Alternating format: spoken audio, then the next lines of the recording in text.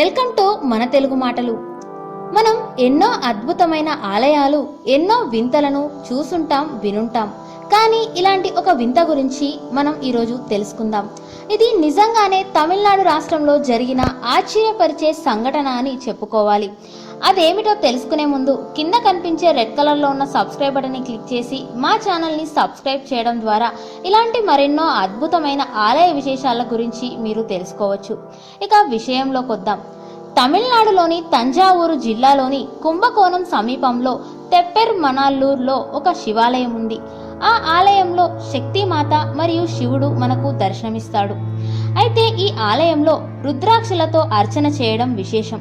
2010 జనవరి 16న ఈ ఆలయంలో ఒక అద్భుతం జరిగింది. ఆ రోజు ఉదయం 10:30 గంటల సమయంలో సూర్యగ్రహణానికి ముందు పూజారి శివలింగానికి పూజ చేయడానికి వచ్చాడు. అయితే అప్పటికే శివలింగంపై నాగుపాముని చూసి పూజారి ఆశ్చర్యానికి గురయ్యాడు.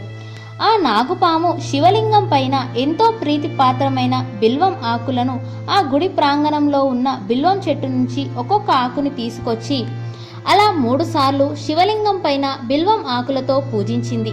ఇది చూసి పూజారితో పాటుగా అక్కడ ఉన్న భక్తులు కూడా ఆశ్చర్యపోయారు.